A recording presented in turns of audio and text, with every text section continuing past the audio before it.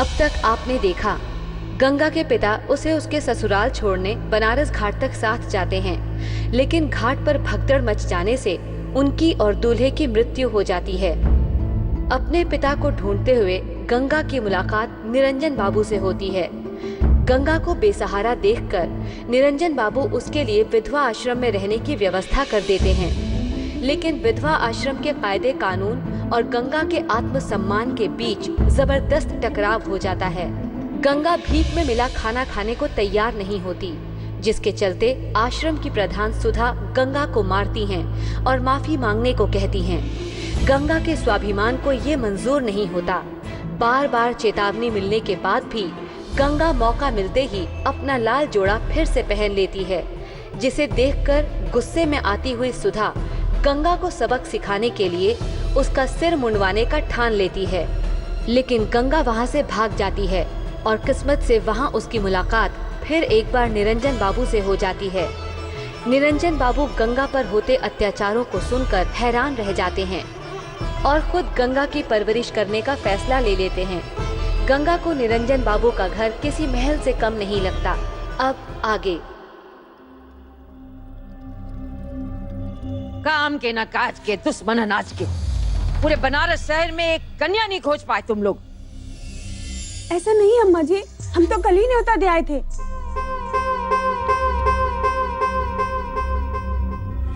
सारी आ गई, बस एक गुप्ता जी की स्वीटी को छोड़कर। वो भी आ जाती, पर वो मिश्राइन की बहू है ना, बहुत चालाक। पूजा वाले दिन भी सुबह सुबह ही लड़कियों को घेरने में लग जाती है। वही ले गई होंगी स्वीटी को अपने साथ।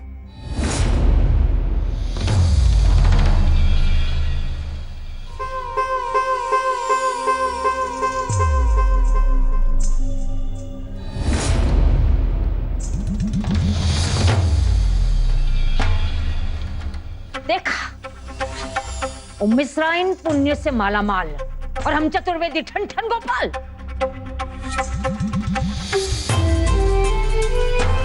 बहू सीखो कोई मिश्राइन की बहू से।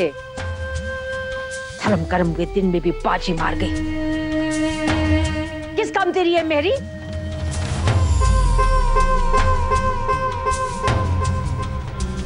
पूरे बनारस में एक कन्या बहला फुसला कर नहीं ला पाई।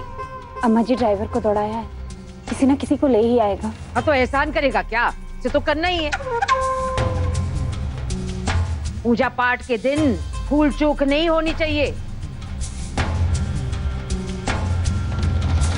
अरे बेटों वाली माँ को अपने हाथों से कन्याओं की पैर पुसाई करनी पड़ती है। और सिर्फ पांव धोने से काम नहीं चलेगा बहूजी, आशीर्वाद भी लेना पड़ता है। महाराज, किससे आप कह रहे हो? कुछ कौन समझता है? आधी जिंदगी निकल गई समझाते समझाते। इस उम्र में भी सब काम अपने आप ही करना पड़ता है। आजा बहू।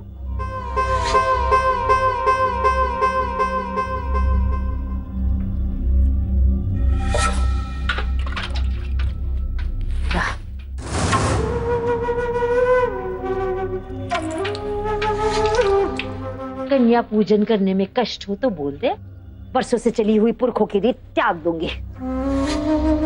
जाने ये निरंजन कहाँ रह गया। डाल डाल पानी डाल। घाट पर गए अम्मा जी, आते ही होंगे। दुनिया जहां की चिंता है पर अम्मा की नहीं। उसे भी कहा था मैंने कि 7 कन्याएं लेके आ। कान में चूई नहीं रेंगते।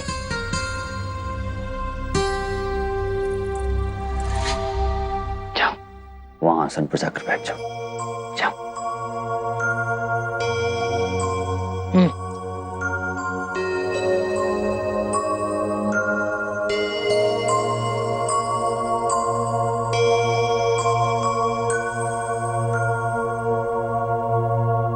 किससे इशारों में बात कर रही है बहू? ओ, वहां गए तेरे पतिदेव समाज सेवा करके। पूरे बनारस का कर्ता धर्ता बना पहुंचता है। ये नहीं कि यहाँ पे पूजा है तो आज, अरे लगाओ ठीक से। घर पे पूजा है तो बस चले अपना सामान। अपनी सासू माँ से कह दो 7वीं कन्या आ गई है, देख तो लें।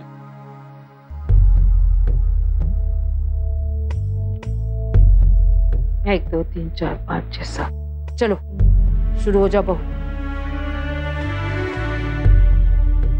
कापी कापी कापी, मैं कापी रखी। अब आप पूजा करो, हम कापी ढूंढे। जानबूझकर ओखले में सर क्यों दे रही है निरंजन बाबू? पता है ना, एक विधवा पूरी पूजा को। एक मासूम बच्ची के पूजा में बैठने से किसी का धर्म भ्रष्ट नहीं होगा राघव जी। अम्मा जी को पुण्य ही मिलेगा, उनके शालिग्राम जी प्रसन्न हो जाएंगे। हाँ, जब उन्हें पता चलेगा ना सर। कपड़े बदल कर आता हूँ।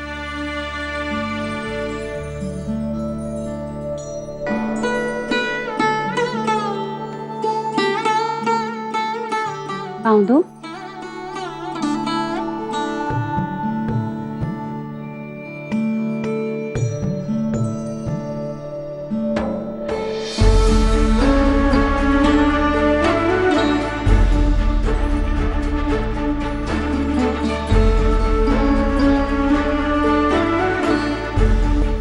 चल पूजा हो गई हो तो खाना परस दे बहू। 3 4 से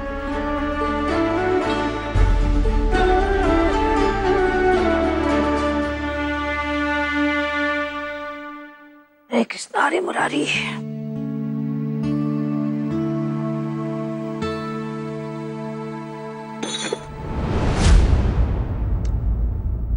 ध्यान से परोस बहू।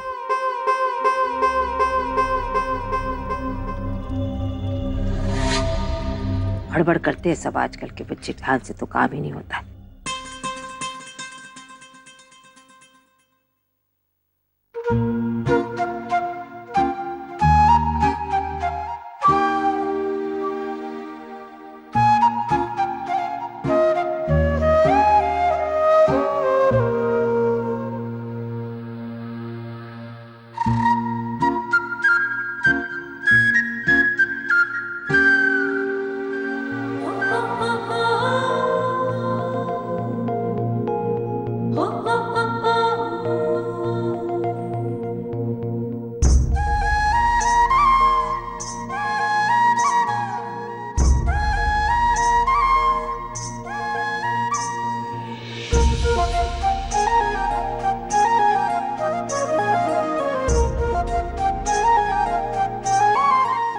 खाओ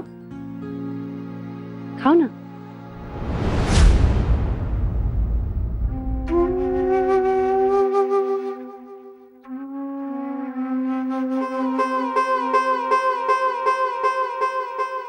कौन है ये?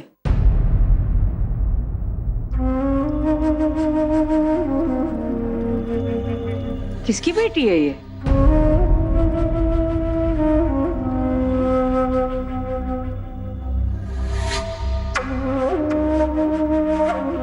कहाँ से आई है ये?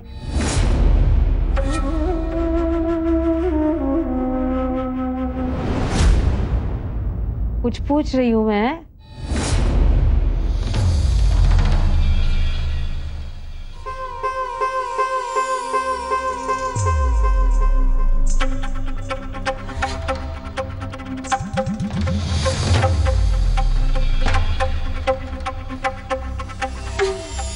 सफेद कपड़े क्यों पहने हैं इसने?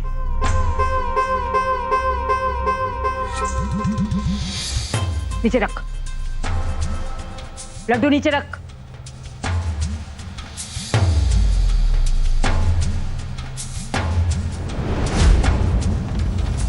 इधर आ, इधर आ।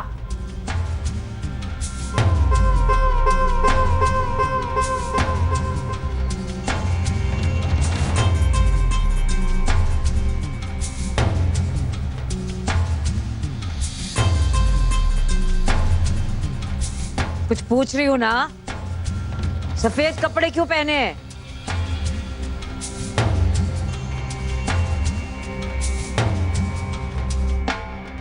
ये हमने नहीं पहने, वो लोगों ने पहनाए हैं जबरदस्ती। कौन लोग?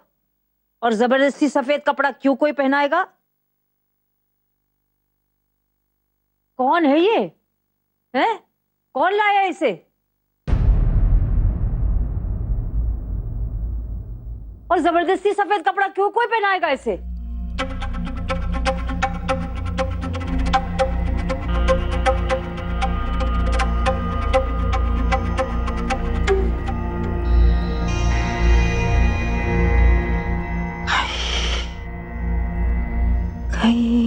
ये विधवा तो नहीं? अम्मा जी चुप, एकदम चुप। ये पूजा पाठ का मामला है, मजाक नहीं। बोलती क्यों नहीं? ब्याह हुआ है तेरा? पापा ने कराया था शूटबैंड में, लेकिन हमने तो दूल्हे का चेहरा भी नहीं देखा। हाँ ठीक है, कहाँ है तेरा दूल्हा? वो भागा दौड़ी मची थी ना, उसमें हमारा दूल्हा मर गया।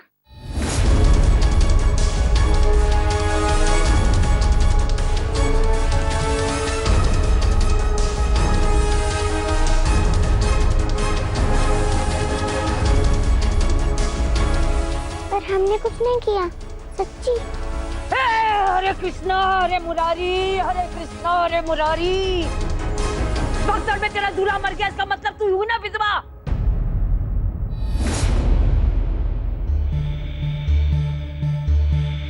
पूजा भ्रष्ट हो गई मेरी। मैंने कन्या पूजा इसलिए रखी थी कि पुण्य कमाऊं, और विधवा बिठा दी पूजा में। इसके पूजा में बैठने से आपकी पूजा भ्रष्ट कैसे हो सकती है अम्मा जी? चलिए इसकी शादी हो गई तो क्या हुआ, कन्या ही तो है ना। कन्या नहीं, विधवा है ये। गुड्डे गुड़ियों से खेलने की उम्र में बच्चों की शादी करवाना अपने आप में ही सबसे बड़ा पाप है अम्मा जी। ऊपर से आप इसे विधवा कहकर उससे भी बड़ा पाप कर रही हैं। सुन ले अपने पति को, इतना ज्ञानी हो गया है कि अपनी अम्मा को ही पाप और पुण्य के बारे में सिखाएगा। आप मुझे गलत समझ। बस नीरू, ये सब दलीलें अपनी कचहरी के लिए रख। सच को झूठ और झूठ को सच में बदलना वहां चलता है, भगवान के काम में नहीं। तो क्या आपका भगवान? सुनो, पूजा में विघ्न हो गया, उठो। बैठी क्यों हो तुम सबके सब? उठो, जाओ जाओ अपने अपने घर।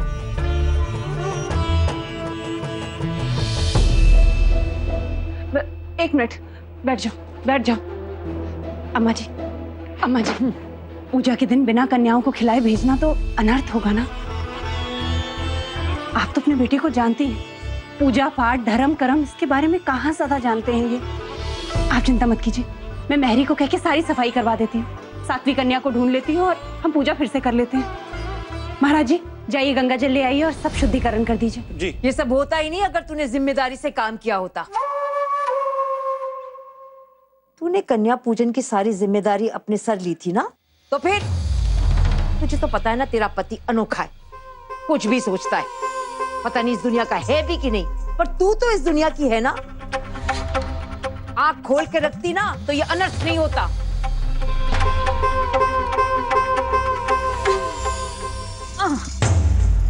अरे ससुरी क्या देख रही है, साफ कर।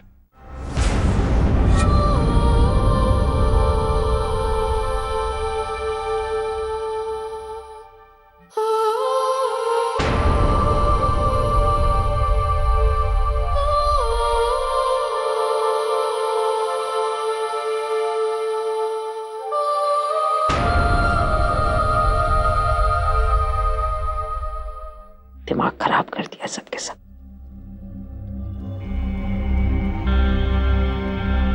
लो, ये लड़की तो अभी तक यही खड़ी है। ले जाओ इसे। और सुनो, पूजा का दिन है, खाली पेट मत भेजना, कुछ खिला दो।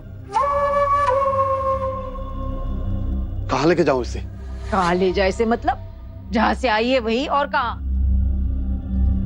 माताजी, दरअसल बात यह है कि निरंजन बाबू ने कहा कि ये लड़की अब इसी घर में रहेगी।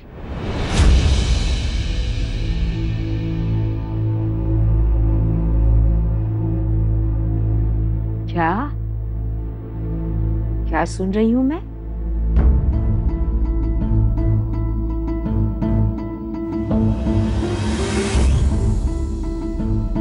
ये लड़की इस घर में रहेगी?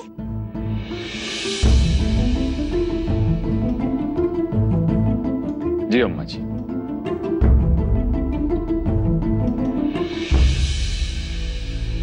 कोई नहीं है इसका, अकेली रह गई दुनिया में। तो क्या नीरू? चतुर्वेदी सदन को तू विधवाश्रम बनाएगा? कोई भी राह चला मिलेगा तो उसको घर पे शर्म देगा? दिमाग भ्रष्ट हो गया तेरा। देख अपने भोले पति को देख, कोई भी 2 आंसू बहाता है तो पिघल जाता है और उठा के ले आता है घर पे। पर पता भी है खानदान का, जात बिरादरी का, कहां से आई, कौन है।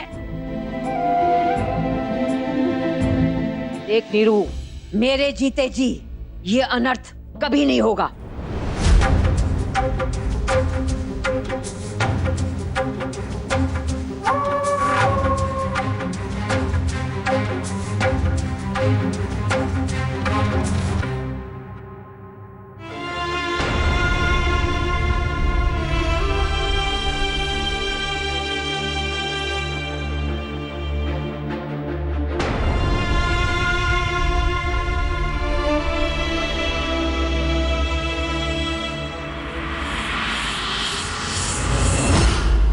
हे सालिग्राम जी, हाथ जोड़ के क्षमा मांगते हैं, माफ कर दीजिए।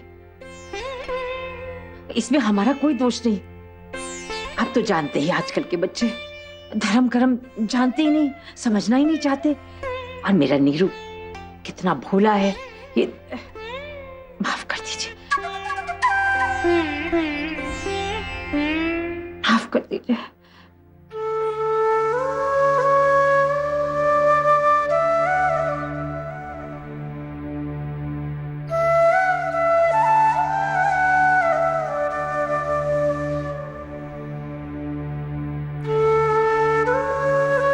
अम्मा जी, आपकी पूजा में अड़चन डालकर आपको नाराज करने का इरादा नहीं था मेरा, लेकिन क्या करूं, कुछ और सूझा ही नहीं। सच मानिए, मैंने नहीं सोचा था कि इतनी छोटी सी बात से आप इतना नाराज हो जाएंगे। गुस्सा ठीक नहीं है आपके लिए। बीपी बढ़ जाएगा तो तबीयत खराब हो सकती है आपकी। अगर मेरी तबीयत की इतनी चिंता थी ना तो ये हरकत नहीं करता तू। छोटी मोटी बात नहीं है नीरू। पूजा पाठ के घर में अधर्म हुआ है, पाप हुआ है। न जाने कितने व्रत रखने पड़ेंगे मुझे प्रायश्चित करने के लिए। तुम लोगों ने तो गलतियां करने की ठान ली है। एक मैं ही हूँ जो इस घर को भगवान के प्रकोप से बचाने के लिए दिन रात जतन करती रहती हूँ, लेकिन मेरा कोई मान ही नहीं है इस घर में। तेरे बच्चों के मुंह में पड़ी हूँ यहाँ, नहीं तो कब की मैं चली गई होती हरिद्वार।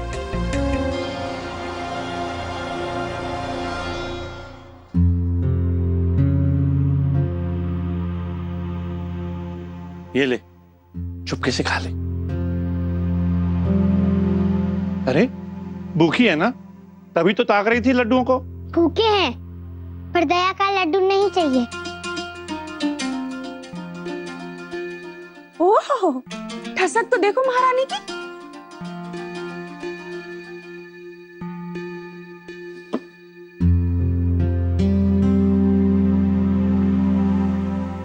अच्छा, चाहती क्या है आप? तू तो बस टिकट करा दे मेरी हरिद्वार के लिए। इस घर से मेरा दाना पानी उठ गया है। मैं तो अपने आप को भाग्यवान समझती थी कि श्रवण कुमार जैसा बेटा मिला। अब तुझे बूढ़ी माँ की जरूरत नहीं तो मैं यहाँ क्यों पड़ी रहूं?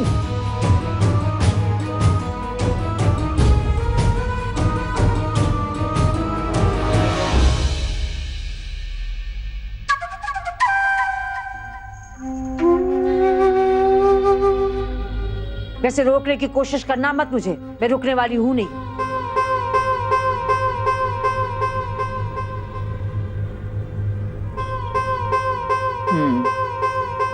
वैसे भी मेरे जाने से किसको क्या फर्क पड़ता है। तू बहू, तुझे तो बहुत खुशी हो रही होगी ना कि चलो बला टली। अब राजपाट मेरा, टोकने रोकने वाली बुढ़िया गई। कलेजे में ठंडक मिली तुझे? आप ऐसा क्यों कह रही हैं अम्मा जी? मैं तो हमेशा ये चाहूंगी कि आपका हाथ हमारे सर पर बना रहे। मैं आपको कभी कहीं नहीं जाने दूंगी। तेरे रोकने से क्या होता है बहू? तेरे पति ने तो एक भी बार नहीं कहा कि अम्मा रुक जा।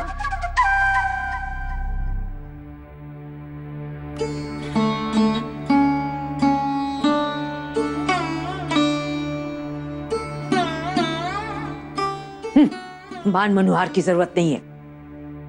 क्यों? नरक में भेजना चाहती हैं क्या आप मुझे? अम्मा जी, बुरा मत मानना, लेकिन जितनी गलती मेरी है उतनी ही आपकी भी है।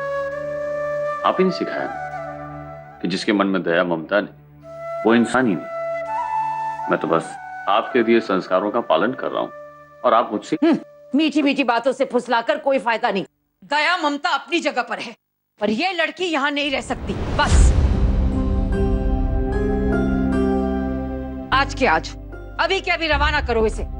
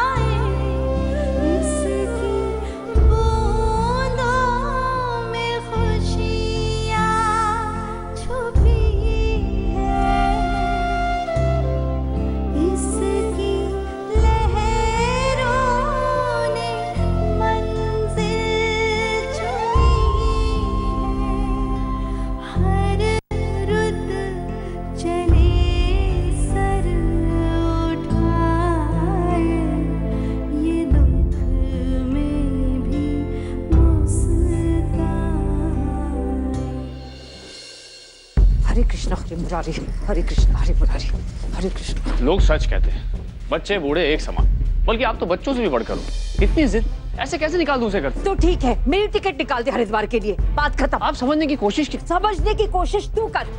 बहू, अपने पति से कह दे, अगर वो चाहता है कि मैं आ रहा हूँ तो मेरा मान रखे, मेरा कहना माने बस। माधवी, तुम भी अपनी सास से कह दो, मान रखता हूं लेकिन जिद नहीं मानूंगा।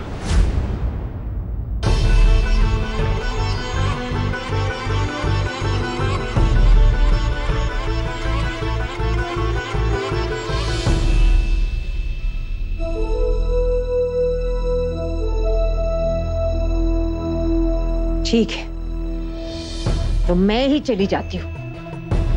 अम्मा जी ये आप क्या कह रही हैं? मैं इनकी तरफ से आपसे हाथ जोड़ के माफी मांगती हूँ। आप क्यों जाएंगी? ये आप ही का घर है अम्मा जी, आप हैं तभी हम सब हैं। अम्मा जी रुक जाइए। हे भगवान, बुढ़ापे में किसी की ऐसी दुर्दशा ना करे। माना कि सब मेरा ही है, लेकिन निरंजन के बाबूजी के स्वर्गवास के बाद मैंने विधवा जीवन अपना लिया था, घर गृहस्थी का मोह त्याग दिया था। घर की चाबी तेरे हाथ सौंपकर मैंने पूजा पाठ में ध्यान दिया, लेकिन आज भी पूरा अधिकार है मेरा इस घर पर। और कुछ भी गलत होते हुए देख, मैं चुप नहीं बैठूंगी। अम्मा जी आपका पूरा अधिकार है, इसीलिए तो कह रही हूँ। आप क्यों जाएंगी अपना घर छोड़ के? तू क्यों रोक रही है मुझे बहू? तेरे पति के लिए तो वो पराई लड़की अपनी माँ से ज्यादा सगी है, उसे घर पे रखना चाहता है, तो आदर सत्कार करो, सर पे चढ़ाओ, पूजा। क्या है, क्या चाहिए तुम्हें? वो लड़की चली गई। चली गई?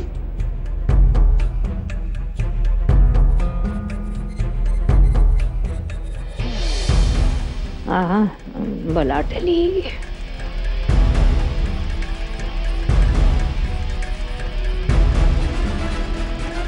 कहाँ चली गई? पता नहीं भैया जी।